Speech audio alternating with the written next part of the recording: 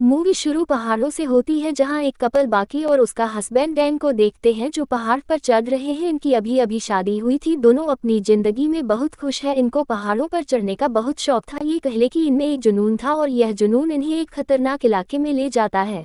यहाँ बेकी की दोस्त भी थी जिसको हमेशा से खतरों को से खेलने में मजा आता था। ये तीनों हमेशा अपने लिए एक नया खतरा ढूंढते थे। पहाड़ पर चढ़ते हुए डैन का हाथ एक परिंदे के घोंसले में लग जाता है। वो परिंदा जब डैन के डर से उड़ता है जिससे डैन का बैलेंस खराब हो जाता है और वह रस्सी से लटक गया था और वह चाह कर भी अब ऊपर नहीं आ सकता था। यहाँ बेकी और उसकी दोस्त उसे बचाने की पूरी कोशिश करती है पर वह उसे नहीं बचा पाती और आखिरकार वह नीचे गिरकर मर जाता है। इसके बाद हमें 1 साल बाद का सीन दिखाया जाता है कि बेकी अभी भी अपने हस्बैंड के गम में थी और उसने अभी तक अपने पास अस्थियां यानी डैन की जली हुई हड्डियों को रखा हुआ था और साथ ही साथ वह अब शराबी भी बन गई थी जिस वजह से उसकी जिंदगी पूरी तरह से खराब हो रही थी। बेकी के डैड अपनी बेटी की ऐसी हालत देखकर काफी ज्यादा परेशान थे, इसीलिए यह बहुत टाइम के बाद उसकी सबसे अच्छी दोस्त को बुलाते हैं जिसका नाम हंटर था, जो इसके और इसके हस्बैंड डैन के साथ पहाड़ों पर चढ़ाई किया करती थी। बेकी के हस्बैंड के मौत के बाद वह उसे 1 साल बाद मिली थी।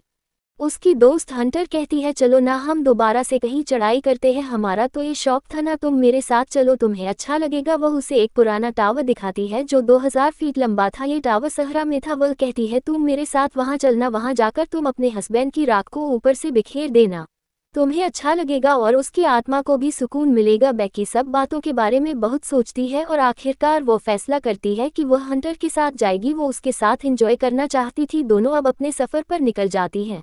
रास्ते में ये खूब मस्ती करती है और अपने फ़ोन पर वीडियो भी बनती है, पर इसी दौरान उनकी लापरवाही की वजह से उनके साथ हादसा होने वाला था। एक ट्रक जो बहुत स्पीड से आ रहा था उनकी गाड़ी को मारने वाला था, लेकिन इन वक्त पर यह अपनी गाड़ी को रोक लेती है और सुकून की सांस लेती है कि यह बच गई और आगे बढ़ती है। ये दोनों अब अपनी मंजिल तक पहुंच गई थी। जाते हुए हंटर एक बकरी को भी देखती है जिसको परिंदे खा रहे थे। वह सभी परिंदों को उड़ाती है और एक तस्वीर लेकर अपने सोशल मीडिया अकाउंट पर पोस्ट कर देती है। इसके बाद वह टावर तक पहुंच जाती है।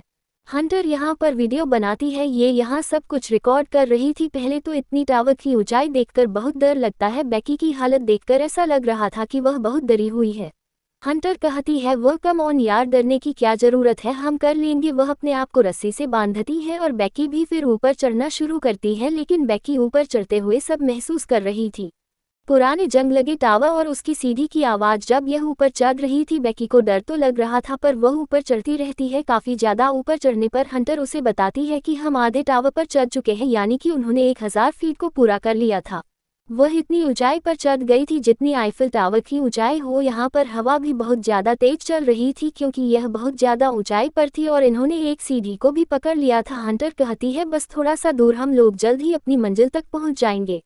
पर बेकी जब नीचे देखती है तो उसको डर लगने लगा था कि वह इतनी ऊपर आ गई है। इस बात पर हंटर सीढ़ी को हिलाकर उसके साथ मजाक भी करती है जिससे वह बहुत डर जाती है। मगर अब आहिस्ता आहिस्ता इतने ऊंचे टावर पर ये दोनों चढ़ गई थी। मगर इसी दौरान इस टावर की सीढ़ी का एक नट निकल जाता है जो इन्हें नहीं पता चलता है। ये तो अपनी खुशी मनाने में लगी थी। हंटर अपना ड्रोन कैमरा निकालती है और सब कुछ रिकॉर्ड करती है। बेकी भी अपने दोस्त के साथ खुश थी पर हंटर यहाँ पर नहीं रुकती। वह टावर पर लटक जाती है और बेकी से कहती है कि मेरी फोटो खींचे और साथ ही साथ वह बेकी को भी ऐसा करने को कहती है। उसे डर तो लग रहा था पर अपने डर पर काबू पाते हुए वह हंटर की बात मान लेती है और लटक जाती है और लटक कर वह भी फोटो खींचवाती है। इसके बाद हंटर उसको गले लगा लेती है। यहाँ पर बेकी अपने हस्बैंड की राख को हवा में उड़ा देती है। अब इसको कुछ सुकून मिला था और दोनों उसके बारे में याद करने लगती है। जब सब कुछ खत्म हो गया था तो यह वापस जाने का फैसला करती है। यह अपना सारा सामान पैक करती है। बेकी जैसे ही अपना सामान लेकर नीचे उतरती है वो पुराने टावर की जंग लगी सीढ़ी टूट जाती है। बेकी लटक जाती है पर हंटर ने किसी न किसी तरह उसे ऊपर खींच लिया था। पर बेकी का बैग नीचे टावर के एंटीना पर लटक जाता है जिसमें इनका ड्रोन कैमरा और खाने पीने का सामान था। वह अब इनकी पहुंच से दूर हो चुका था। बेकी अब घबराने लगती है। वह दोनों अपना फ़ोन भी चेक करती है पर यहाँ ऊंचाई पर इन दोनों के फ़ोन्स में सिग्नल भी नहीं थे। तभी उन्हें टावर पर से एक प्लेयर गन और एक दूरबीन मिलती है। हंटर कहती है अभी इसका हमें क्या फ़ायदा, हम इस वक्त अगर गन को चलाएंगे भी तो क्या फ़ायदा होगा। बेकी घबरा जाती है जब वह देखती है कि उसकी टांग पर जख्म हो गया था। हंटर उसको पट्टी बांधती है। तो अब ये लोग करती भी तो क्या करती है, वही बैठकर व्लॉग यानी अपनी वीडियो को ख़त्म करती है। कुछ देर बाद हंटर अपनी दूरबीन से देखती है कि उधर थोड़ी दूर पर एक गाड़ी खड़ी है। पर ये लोग उन्हें मदद के लिए नहीं बुला सकती थी। तभी हंटर अपना फ़ोन चेक करती है। जो पोस्ट उसने मरी हुई बकरी की थोड़ी देर पहले की थी उस पर लोगों के लाइक और कमेंट थे, मतलब उसे वक्त ज़मीन पर सिग्नल थे। हंटर अब मदद के लिए एक मैसेज लिखती है, अपनी आईडी पर पोस्ट कर देती है। अपने फ़ोन को रस्सी से बांधकर थोड़ा सा नीचे करती है ताकि सिग्नल्स आ सके और इसकी पोस्ट को देखकर इसके फॉलोअर्स उनकी मदद के लिए आए। पर अभी भी फ़ोन में सिग्नल नहीं थे और उनका मैसेज भी पोस्ट नहीं हुआ था, तो अब ये खुद लटक कर फ़ोन को नीचे करने का फैसला करती है, लेकिन उनका मैसेज अभी भी पोस्ट नहीं हो रहा था। तभी हंटर यह सोचती है कि वो अपने फ़ोन को नीचे फेंक देगी, पर पहले ये अपने सॉक्स में अपने फ़ोन को डालती है, फिर अपने जूते में, ताकि उसका फ़ोन की ज़मीन पर गिरने पर टूटे ना, और फिर यह अपने फ़ोन को नीचे फेंक देती है जिससे कि ज़मीन पर सिग्नल आएंगे और इसकी पोस्ट तो हो ही जाएगी। हंटर जब दूरबीन से देखती है तो उसे एक आदमी और उसका डॉग नजर आता है जो अपने फ़ोन पर किसी से बात कर रहा था। इसलिए यहाँ पर बेकी जल्दी से अपना जूता फेंक देती है ताकि वह आदमी कुछ नोटिस करे, मगर वह कुछ नोटिस नहीं करता और वहाँ से चला जाता है। लेकिन बेकी यहाँ पर गन चलाने लगती है। हंटर उसको रोक देती है और कहती है, सूरज डूबने का इंतजार तो करो, हमें कोई ना कोई तो बचाने आएगा। रात हो गई थी। बेकी अपना वक्त गुजारने के लिए पुरानी वीडियो देखना लगती है जिसमें वह अजीब बात नोटिस करती है कि हंटर उसको और उसके हस्बैंड को अजीब नज़रों से देख रही थी। लेकिन तभी हंटर उसको प्लेयर गन चलाने का बोलती है और साथ ही वह अपने फ़ोन की फ्लैश लाइट जलाकर इधर उधर करने लगती है। तभी उन्हें दो आदमी देख लेते हैं और वह उनकी मदद नहीं करते, क्योंकि नहीं वह उन्हें साफ नजर आ रही थी। जाहिर सी बात है वह इतनी ऊंचाई पर जो थी, उल्टा वो आदमी उनकी गाड़ी चुराकर भाग जाते हैं। अब यहाँ रात को ये लोग सोने की कोशिश करते हैं। हंटर नीचे गिरने वाली थी पर बेकी उसे बचा लेती है। तभी वह उसकी टांग पर बना हुआ एक टैटू देखती है जिस पर 143 लिखा हुआ था, और जहां पर बेकी को याद आता है वह जब भी अपने हस्बैंड डैन को आई लव यू बोलती थी वह जवाब में उसकी 143 बोलता था। यहाँ पर बेकी को ये बात भी पता चल रही थी कि उसके दोस्त का और उसके हस्बैंड का आपस में अफेयर था। अब हंटर के पास भी दूसरा कोई रास्ता नहीं था, वह अपने और बेकी के हस्बैंड के बारे में सब कुछ बता देती है। बेकी यह सब सुनकर अजीब सी सोच में थी। हंटर उसे माफ़ी मांगती है, लेकिन इसी दौरान बेकी अपने बैग को देखती है जिसमें उसका ड्रोन और पानी भी था। हंटर कहती है, मैं जाऊंगी उधर तक तुम्हारे बैग को लेने के लिए। तभी टावर की चारों तरफ एक हुक डालती है और रस्सी से खुद को बांधकर लटक कर बैग लेने जाती है, पर अभी भी वह बैग तक नहीं पहुंच पा रही थी। अब हंटर क्योंकि शुरू से ही निडर थी, इसीलिए वह रस्सी को छोड़कर एंटीना के ऊपर कूद जाती है और बैग ले लेती है। हालांकि अब रस्सी उससे दूर थी, पर वह बैंक से सेल्फी स्टिक निकालकर इसकी मदद से बैग को रस्सी बांध देती है। अब वह खुद एक लंबी छलांग लगाती है जिससे वह रस्सी को पकड़ लेती है। आहिस्ता आहिस्ता उसे पकड़कर वापस ऊपर चढ़ती है, मगर एकदम रस्सी उससे छूट जाती है और वह नीचे गिर जाती है।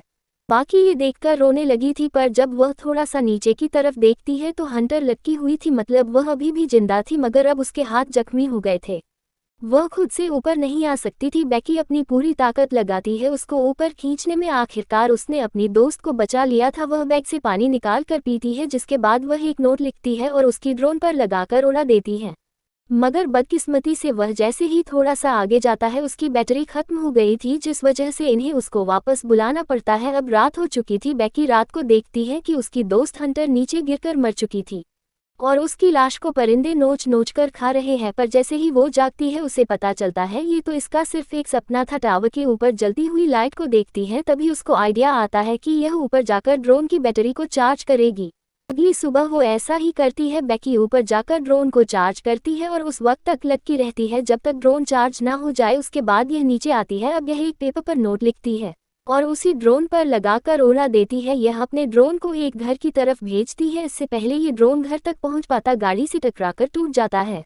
ये यहाँ पर एक दिन किसी उम्मीद में गुजार देती है कि कोई उनकी मदद के लिए आएगा। बेकी की हालत बहुत ज़्यादा खराब हो चुकी थी। अब वह एक दिन भी यहाँ नहीं गुजार सकती थी। सभी को हंटर से उसका जूता मांगती है ताकि वह अपने फ़ोन को दोबारा से मैसेज लिखकर नीचे फेंक सके, क्योंकि उसके पास कोई और दूसरा रास्ता नहीं था। पर हंटर उसको मना कर देती है। यहाँ हमें पता चलता है कि हंटर तो उसके साथ थी ही नहीं, वह तभी नीचे गिरकर मर गई थी जब वह बैग लेने के लिए गई थी। और बेकी का ये सिर्फ एक ख्याल था कि हंटर उसके साथ है ताकि वह खुद को अकेला महसूस ना करे।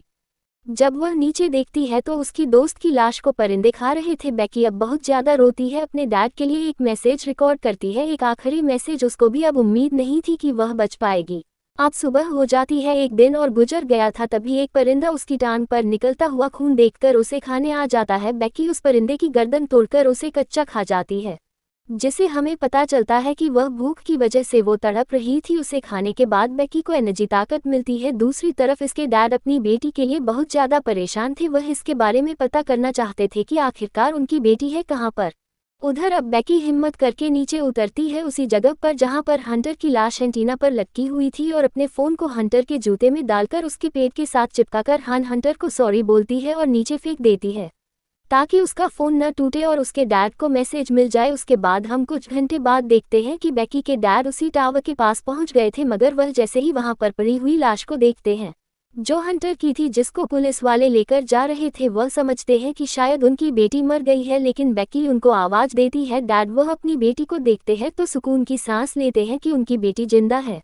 वह अपने डैड के गले लग जाती है। आखिरकार बेकी की कोशिशें और उसकी उम्मीद ने उसे जिंदा रखा। इसके साथ यह मूवी यहीं पर खत्म हो जाती है। Thank you for watching. Please subscribe and support to my channel.